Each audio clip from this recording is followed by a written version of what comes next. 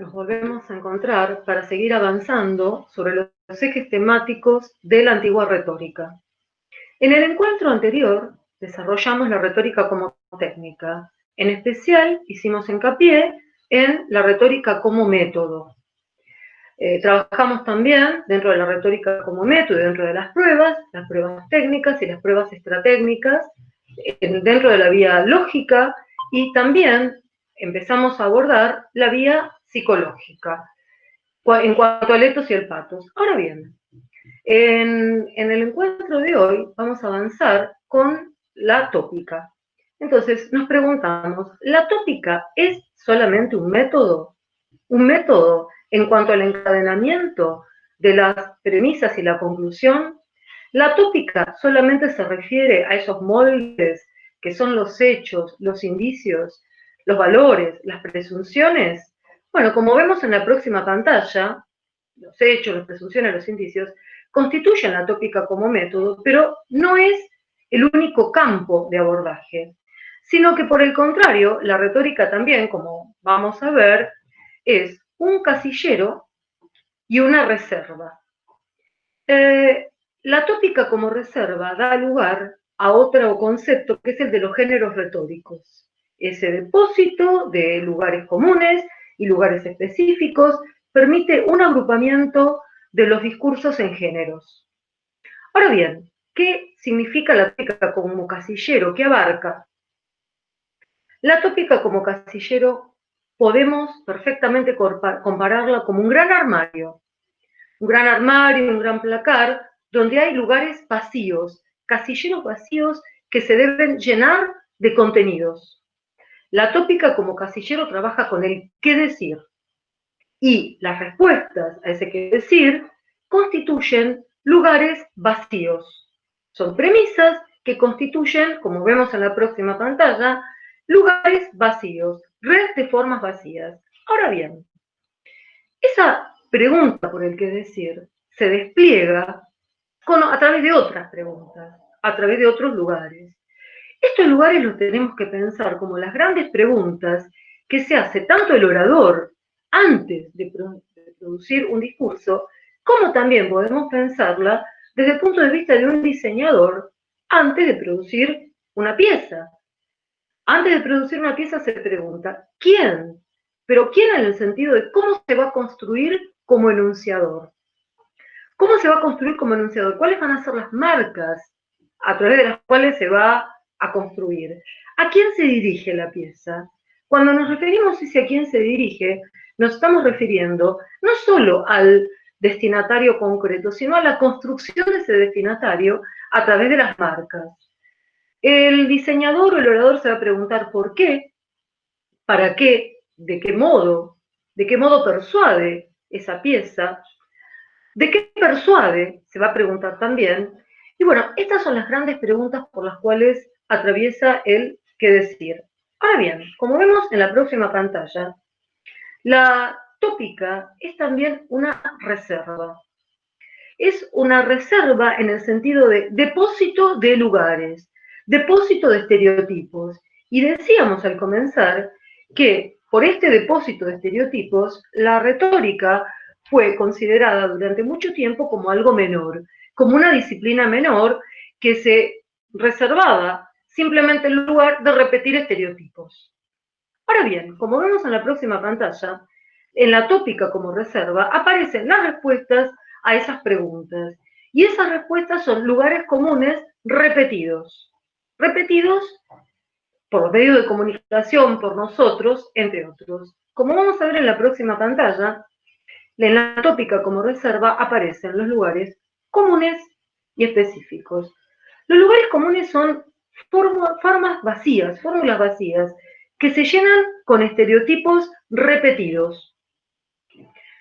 Aristóteles se refiere al locus amoenus, a la modestia fingida. El locus amoenus es ese lugar ideal, libre de peligros, seguro, una especie de edad de oro como espacio para vivir.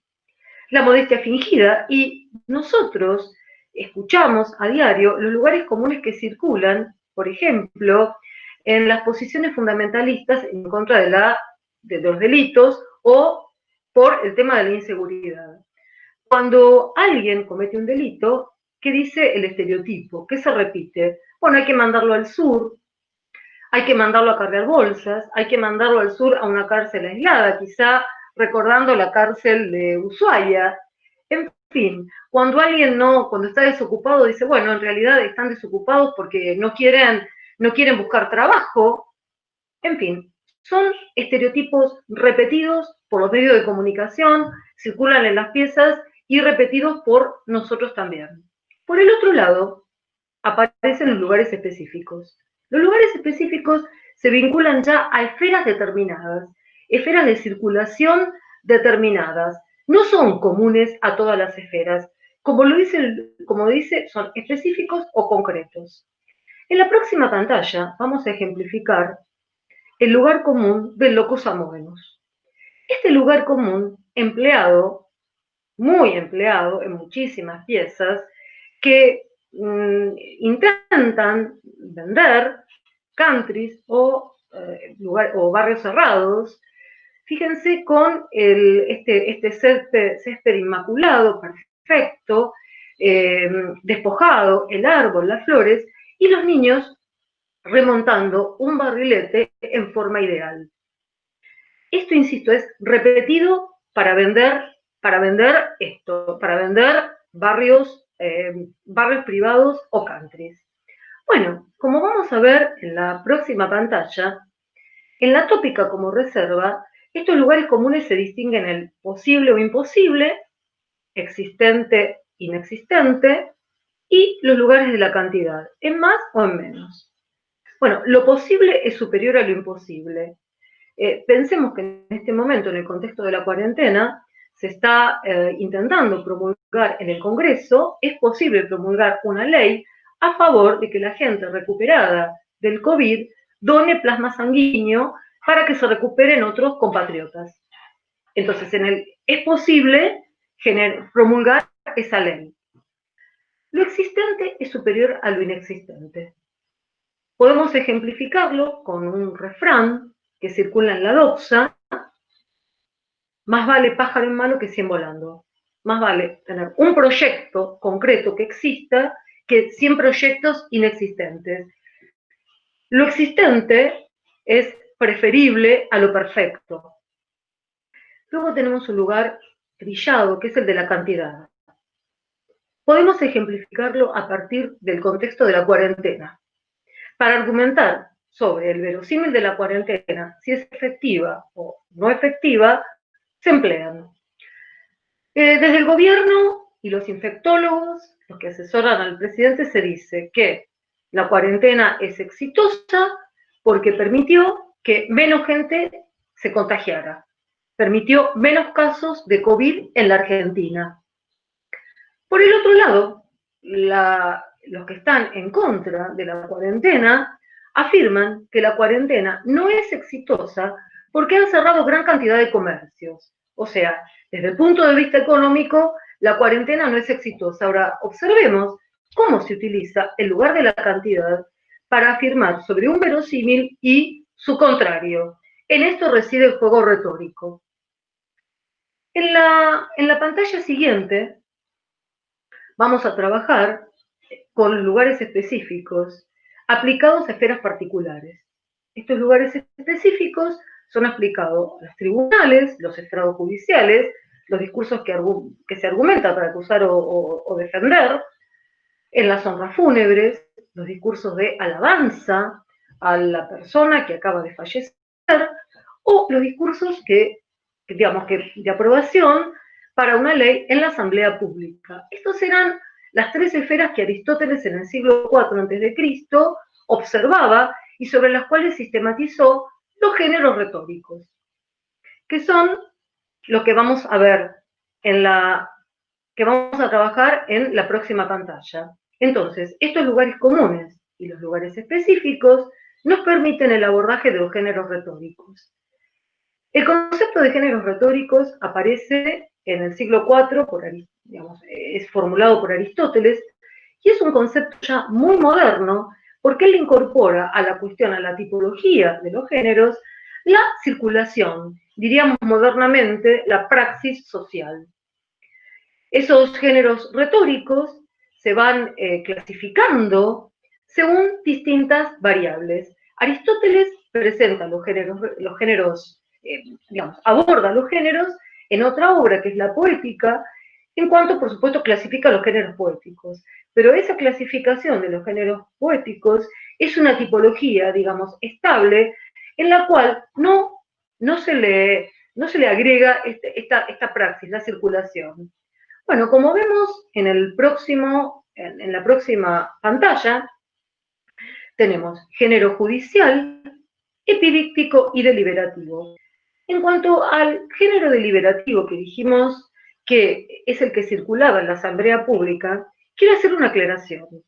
Porque si bien circulaban en esa época en la asamblea pública y eran deliberativos, no todo discurso que circula en el Congreso, entendido en el Senado o en la Cámara de Diputados, como lo entendemos hoy en día, no siempre es deliberativo. Es deliberativo cuando se busca promulgar una ley. Es posible promulgar una ley en la mayoría de los casos, pero muchas veces es epidístico cuando se conmemora la figura de una persona, por ejemplo, en una sesión en la cual se conmemoró la figura de Alfonsín como paladín de la democracia, y puede circular también el género judicial cuando muchas veces se presenta un ministro de la nación y se lo acusa o se intenta hacer un juicio político a un juez. Entonces, no creer que porque, digamos, que deliberativo es siempre canónicamente un discurso que circula en la Cámara de Diputados o de Senadores. En la próxima pantalla vamos a trabajar con las variables con las cuales Aristóteles clasifica los géneros. Este cuadro ustedes lo tienen en Barthes. Las variables son el auditorio, en el deliberativo los miembros de la asamblea, en el judicial los jueces, en el epidíptico los espectadores, el público, la finalidad, aconsejar o desaconsejar, en el deliberativo, acusar o defender, en el epidíptico, alabar o censurar, un objeto, o sea, un lugar específico, lo útil o no nocivo en el deliberativo, lo justo o lo injusto en el judicial, lo bello y lo feo en el epidíptico. Cada género trabaja sobre un tiempo.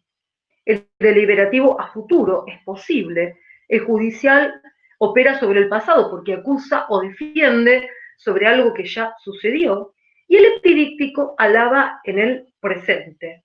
No confundir estos tiempos con los tiempos verbales del modo indicativo. Esta es otra cuestión. Pueden estar en futuro, en pasado, pero es cómo trabaja el género. Tienen distintos razonamientos. El deliberativo trabaja con el enjemplum, el judicial con el entimema, el epidíptico con la comparación amplificada, y lugares comunes, lo posible o lo imposible en el deliberativo, lo real o lo no real, y los lugares de la cantidad, el epidíptico, más, menos. En la próxima pantalla quiero ver con ustedes cómo en estos carteles de Cassandre de principios del siglo XX se emplea el lugar de la cantidad. Se emplea el lugar de la cantidad tanto para publicitar sobre un ferrocarril nuevo, la Estrella del Norte, y sobre un transatlántico, Normandía. Se opera el lugar de la cantidad tanto en el transatlántico y en el otro cartel, en el sentido de que da la cantidad de viajes, la cantidad de pasajeros que puede llevar ese transatlántico, los servicios que tiene ese tren, tiene camarotes, las paradas que tiene, pero también, fíjense, que desde el punto de vista icónico, aparece una exageración, un hipérbole del transatlántico y una hipérbole de las vías, en el caso de la Estrella del Norte. Los lugares de la cantidad, más o menos, son muy utilizados en la publicidad. Pensemos también cuando se quiere vender un jabón para la ropa, dice, todas las amas de casa no utilizan este jabón. Entonces, este jabón debe ser bueno porque todas las utilizan. Ahora bien, seguimos con la ejemplificación. En este caso tenemos una pieza sobre el COVID-19, una pieza que, digamos, aconseja a los destinatarios determinada acción para prevenir del COVID. Es un imperativo con valor de futuro. Empieza por tus manos, por favor lava tus manos. O sea, de los consejos sobre la prevención del COVID, acá se seleccionó el lavado de manos. O sea, si, digamos, aconseja a futuro lavarse las manos para la prevención del COVID. En la próxima pieza, en cambio, nos encontramos con un género judicial. Está acusando a la matanza de animales a partir de las prendas del tapado de piel. Fíjense la focalización en el tapado de piel con la metonimia de la sangre del animal muerto. Evidentemente está acusando en un pasado el uso de pieles naturales como abrigos. En la próxima pieza nos encontramos de nuevo con una pieza sobre el contexto de COVID. Pero en este caso está alabando una medida de prevención diferente del lavado de manos, que es el uso del barbijo. Fíjense, la cantidad de gente que usa el barbijo es alabada para prevenir el COVID. Pero es alabada en este sentido, en la cantidad y en la calidad, porque es gente que realiza diferentes roles en la sociedad. O sea, está el personal médico, la gente común. Acerca del género epidíptico, les quería comentar también que los discursos que circulan, los discursos escolares que se realizan en función de las efemérides, también son epidípticos. En el momento en que se alaba la figura de un prócer y se traen los valores de ese prócer hasta el presente como líderes de la soberanía, de la independencia, de la lucha nacional, también son discursos epidípticos. Bueno, vamos concluyendo nuestro encuentro de hoy con preguntas. Con preguntas sobre si los lugares comunes son, digamos, siempre son universales, no cambian, sobre si la estabilidad de los lugares específicos a lo largo del tiempo y si en el corpus que ustedes seleccionaron hay un predominio de uno de los géneros retóricos. Bueno, con estas preguntas yo me despido por hoy. Muchas gracias.